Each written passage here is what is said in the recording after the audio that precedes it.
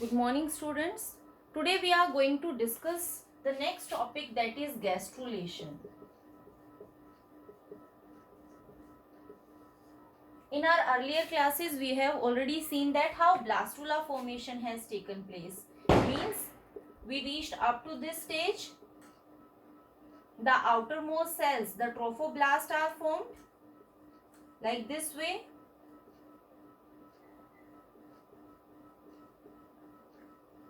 And all the inner cells arrange themselves at one side of the trophoblast, the embryonal pole, like this way, and this is the embryonal axis. This is embryonal knob, and the cells that are surrounding is trophoblast, which are going to derive the nutrition from uterus, and a cavity is formed, that is blastocoele, and we call this structure as blastula. And this blastula structure is going to embed in the uterus walls. Now what happens next is this blastula is again going to convert into another structure, that is gastrula. And what will be the difference between blastula and gastrula? There will be formation of 3 germ layers. So gastrula means the blastula is going to form 3 germ layers by different type of rearrangements, and that will be ectoderm, mesoderm and endoderm. And now the structure formed with these 3 germ layers will be known as gastrula. So in this class we will see how this gastrula formation is taking place. So we are moving step by step. See, out of these 3 germ layers, the first germ layer that is going to form is endoderm. So firstly we will see how endoderm formation is taking place. Formation of endoderm. See what happens or what type of changes are going to take place in this blastula. Here the embryonal knob, all the cells are present randomly. When they are undergoing this gastrula formation, these cells are going to arrange them in a specific manner. They are going to orient properly, plus they are going to stretch themselves. Because of proper orientation, proper arrangement, they are going to stretch and they are going to convert into 2 layers. This will be the outer trophoblast. The cells that are present near this embryonal knob are cells of Rauber, and all these cells are going to form columnar shaped cells. This is the trophoblast, cells of Rauber, and here 2 layers of cells are going to be formed. There is specific arrangement of, you can say these are of different shapes. The above one are columnar shaped and the lower one are going to arrange themselves in a cuboidal shape manner. These 2 layers formed are, the upper one are now known as epiblast and the lower one are now known as hypoblast. So due to proper arrangement of these embryonal cells, 2 layers of cells are going to form. The upper one are cuboidal shaped cells and these are known as epiblast, while the lower one are forming columnar shaped cells and these are called hypoblast.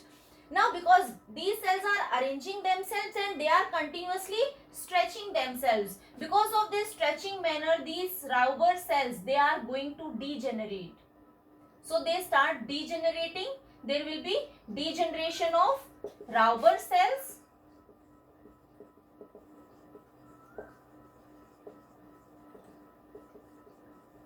Rauber cells, and these cells of embryo are going to move upward and they will take the place of these Rauber cells. Means they will come in continuity with this trophoblast. This is how the structure is going to form. Out of these 2 cells, the epiblast and hypoblast, this hypoblast will be responsible for the formation of endoderm. So what will happen now? These are the epiblast cells. Above from them, these Rauber cells are already degenerated. This is the trophoblast layer.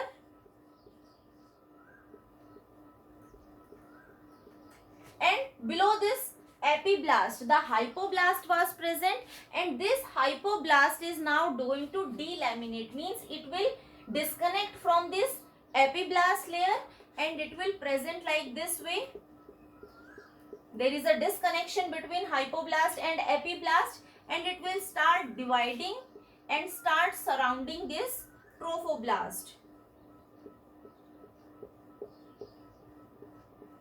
So sequentially it is going to surround this trophoblast.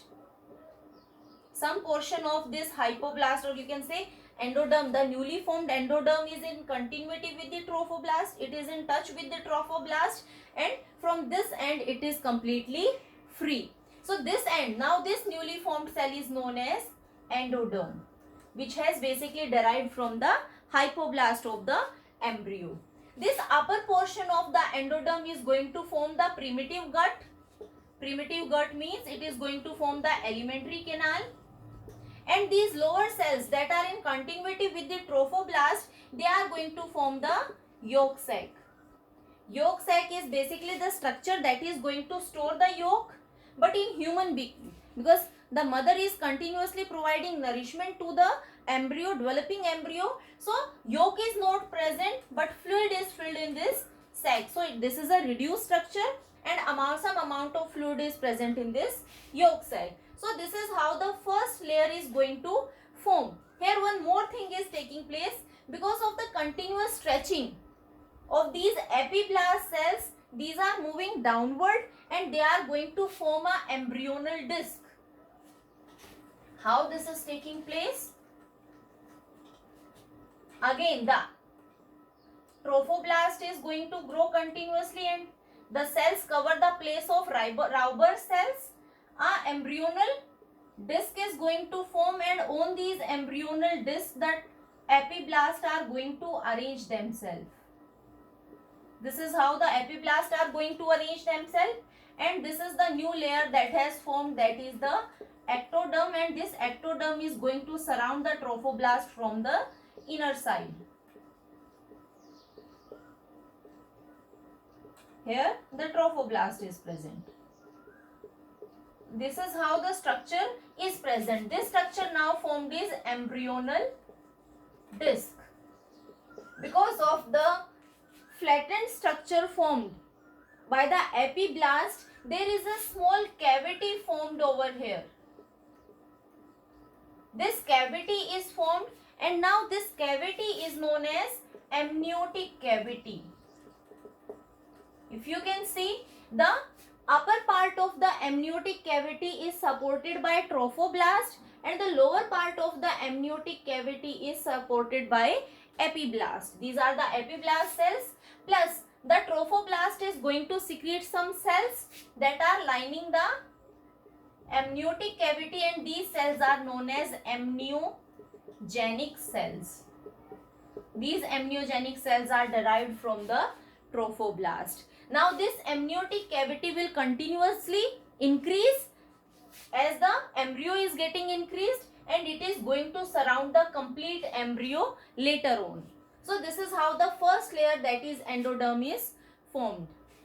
Now the second layer that is formed is called as mesoderm. After endoderm, mesoderm is going to form.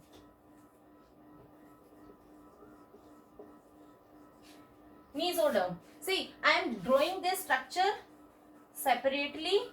I am only showing the embryonal disc part. These are the epiblast cells, the columnar shaped epiblast cells. I am not mentioning the rest of the structures. This is the embryonal disc, and the lower portion is having endoderm. This is the situation. This embryonal disc is divided into three parts. This side part is known as cephalic region. The middle portion, the center one, is known as embryonal disc. And this side portion is known as caudal region. Surrounding this is, if you remember the structure, trophoblast is present, and the upper portion is having that amniotic cavity. Now this caudal portion, the cells of the caudal portion are going to proliferate. They are going to divide continuously and they are going to form a lump of cells, a mass of cells. And next, these mass of cells, they detach from this caudal region and they will lie between the space that is present between this embryonal disc and endoderm. Between these spaces, these embryonal cells are going to lie and these are going to form the new layer, that is mesoderm.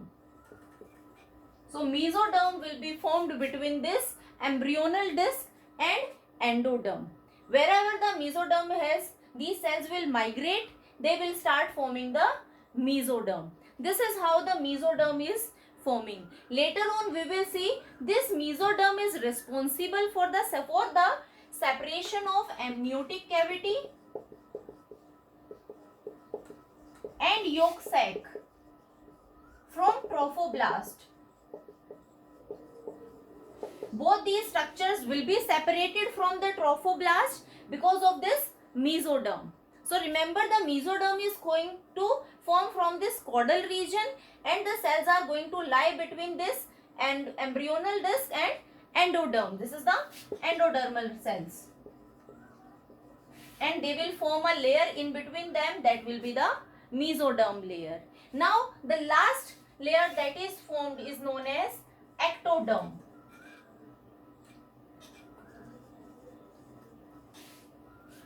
Ectoderm formation, basically all the region that is left behind, all this embryonal region that is left, it is going to form the ectoderm. So what is the situation now? Up to we have done. This is our trophoblast. Trophoblast is there. Here our amniotic cavity is there. Just below this amniotic cavity, the embryonal disc is lying, having columnar cells. This is going to form the ectoderm also. Below this, the endodermis is present, and this endodermis is separating a cavity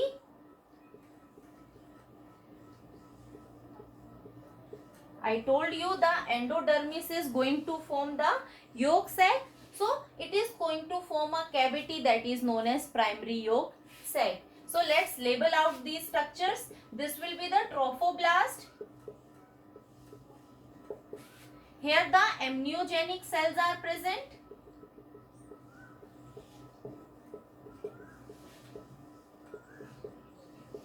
This is the amniotic cavity.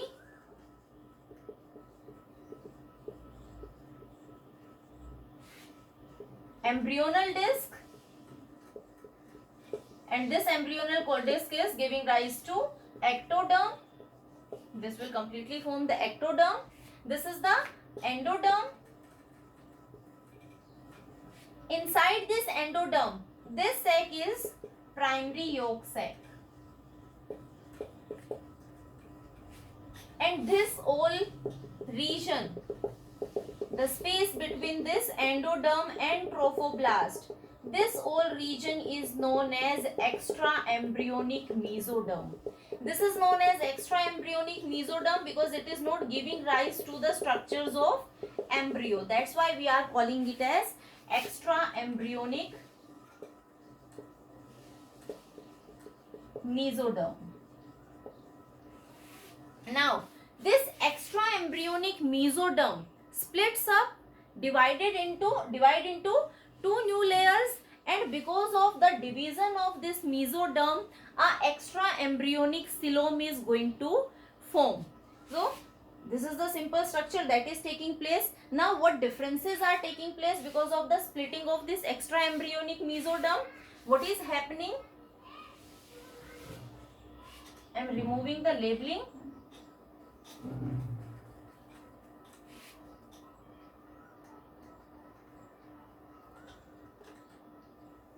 This was the trophoblast, the amniotic cavity, the epiblast, cells that were going to form the ectoderm, the the endoderm region that was containing the yolk sac. Now, because of the splitting, this is how extra layer is going to form because of the splitting of mesoderm. See, initially there was only one single extra embryonic mesoderm whole region. Now that extra embryonic membrane has split it into two. One is present outside, means near the trophoblast, and second one is lining this endoderm region. So the outer one that is present just under the trophoblast is known as parietal extra embryonic mesoderm.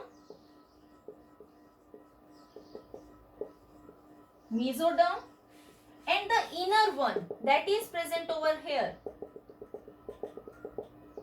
this one is known as visceral extra embryonic mesoderm. See, all over we are writing extra embryonic structures because they are not making the parts of embryo. Now a cavity is formed because of this separation. Here a cavity is present, and now this cavity is known as extra embryonic coelom.